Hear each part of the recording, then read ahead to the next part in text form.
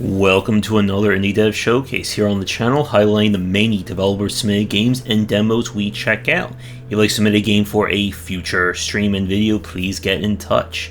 But we are starting off with the game World 4-2. This was submitted by a developer, and this is kind of a evolution puzzle-based game. We play as a robot who, along with the last human, must figure out how to bring back life to a planet that, as you can probably tell by the footage, has been destroyed. So this game is very slower paced in terms of its setup. Your mission is to basically get data or DNA, put out into the world. Different combinations of DNA elements will create different life, such as amoebas, lizards, fish, so on and so forth. And then you collect the DNA data from them, which will then allow you to then create more life. So the entire game is about you mixing and matching these different properties, which in turn will let you get more life, which then lets you fill up the world, and you keep going through the different biomes.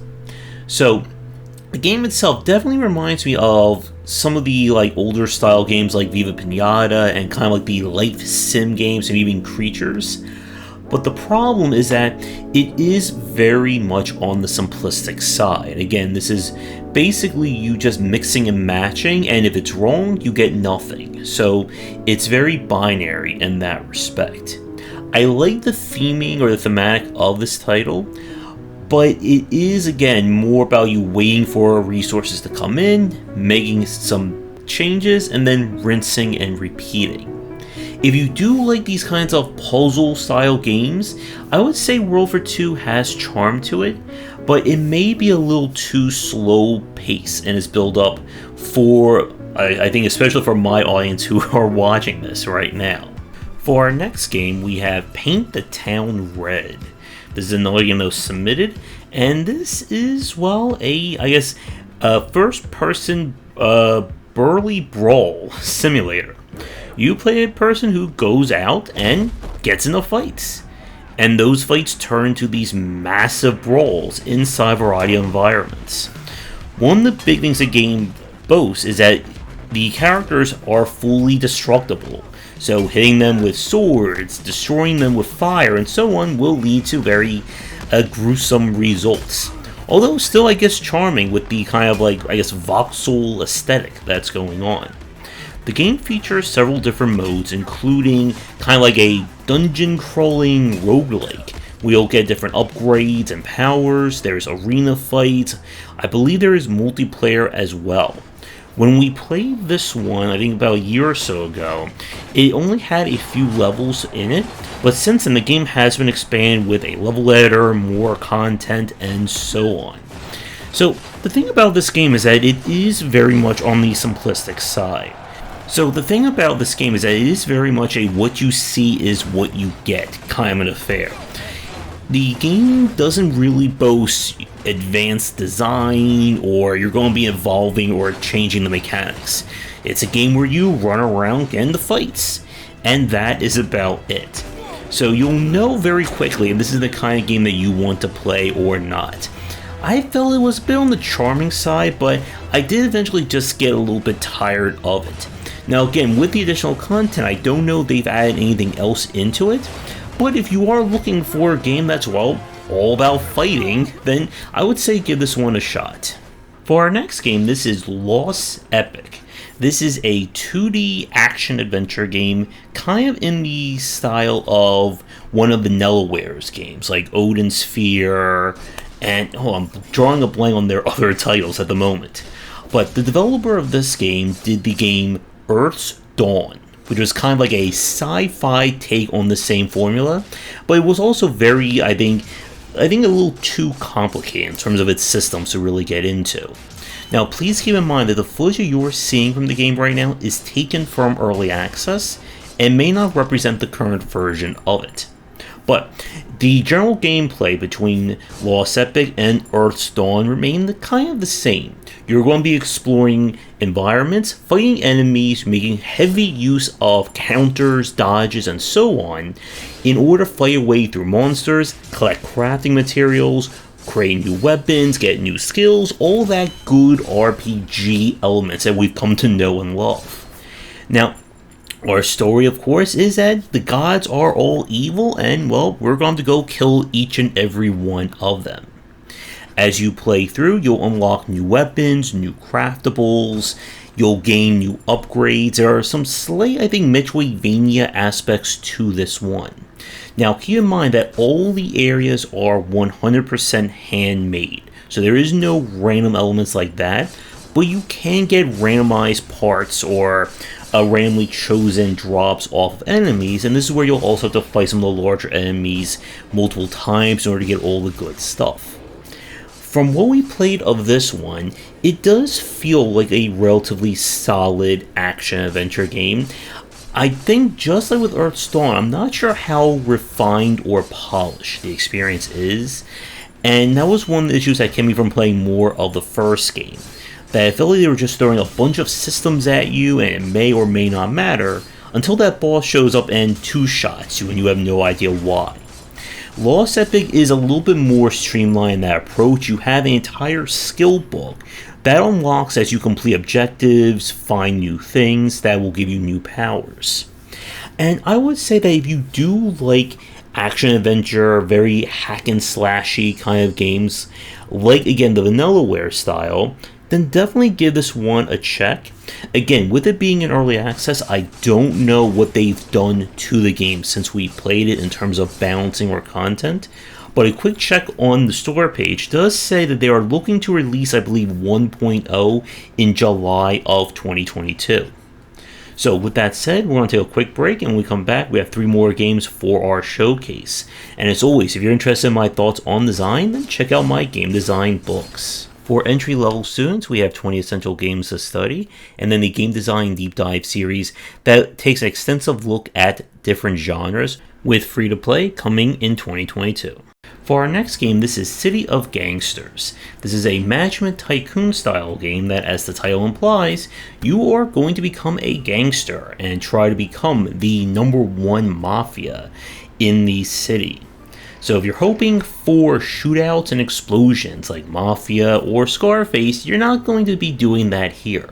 Instead, you're going to be taking over storefronts, managing resources and inventory, as well as your various gang members, one turn at a time.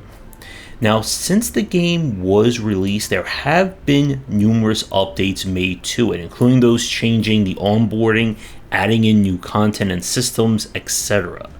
There's also DLC that adds more storefronts and scenarios, I believe. So this is one of those games that I think you will either love or hate within a few minutes of playing. It is very in-depth in terms of what you're going to be doing, in terms of managing resources, people, figuring out which neighborhoods and storefronts to take over. For me, my main issue was that I did not like the onboarding. It felt like a lot of grand strategy and 4X games, that it throws a lot at you, but doesn't really explain the importance or what it is that you're going to be doing by achieving these various menus and so on. Now, since the game was released, I do believe that the developers have adjusted the tutorial and general UI, but I have not gone back to the game since to confirm that or not. This again is one of those games that either you're in or you're out. If you do not like management style games, City of Gangsters is going to be a hard pass for you. But if you are looking for a game that again has a very interesting theme to it and does appear to have some depth to its mechanics and systems, I would at least give this one a check. For our next game, this is Mech Armada. And this one, from what we played, definitely showed some very interesting promise. I guess the simplest way to describe it would be slay the armored core. Our story is that Earth has been invaded by evil aliens, and we are just the mech creator and pilot or commander needed to save the day. Our general gameplay consists of building mechs and then using those mechs in turn-based combat, as you can see right here.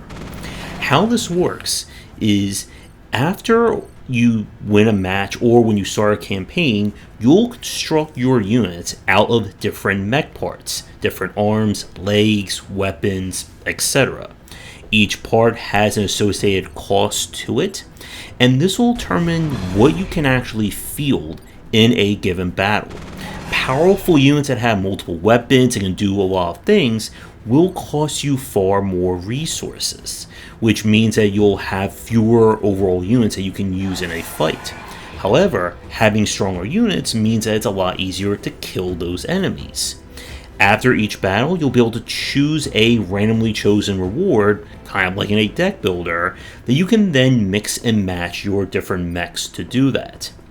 And I really like the concept of this game. Persistent upgrades or persistent runs will allow you to improve your stats, get new parts that can show up, and so on and so forth. And I think there is definitely something here for fans of tactical strategy games and kind of tactical roguelikes. My main concerns from when we played this one, the first one is that the aesthetics are not the best. I believe developers said on the site that they were making use of a lot of store-bought assets, and I don't know how far they're going to go in terms of making them stand out or give the game maybe a bit more of a unique aesthetic to it. The UI was serviceable. I remember having some issues in terms of setting up parts, making sure that it confirmed it or not, that kind of thing. But this is, again, one of those games that I think the concept certainly has merit. And I do think there is potential here if you are a fan of tactical strategy games and looking for one that provides you with a little bit more customization beyond just the tactics. And again, with this game being in early access, what you see may not represent the current version of it, but I would definitely give this one a check. For our final game of the showcase, this is Enchain. Now, this is demo that we played, I believe, last year in one of the showcases. So what you see may not represent the current version of it, and there may be an updated demo. But for this one, we are exploring the underworld with our lantern/grappling hook, which we'll be using in order to jump, hit, and do grappling around in order to explore, find powers, so on and so forth. We also have a gun, but our bullets are limited. The big thing about this one is that it is very movement based, as you can grab enemies out of the air, as you saw right there, do a lot of jumping. I believe this game makes use of realistic physics when you are swinging, but again, it's been a while since we played this demo. And the world itself, I believe, is handmade. The sword page references Dark Souls and how you'll be exploring to find upgrades, unlock shortcuts, make progress, and that kind of thing. From the demo, from our time with it, the kind of jumping and jump movement can be a little bit on the trickier side, especially with the physics for swinging.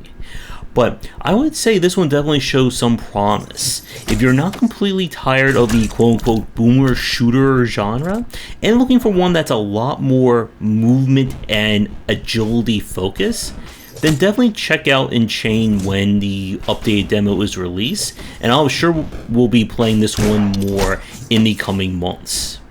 But with that said, we're going to wrap up the showcase here. I'd like to thank all the games that were submitted as well as the demos. You'll find links to everything down below. Again, if you'd like me to tackle your game in the future, please get in touch. Check out our Discord and Patreon link down below, and come back for daily discussions on game design here and on game wisdom, where is in the art and science of games. Until next time, take care.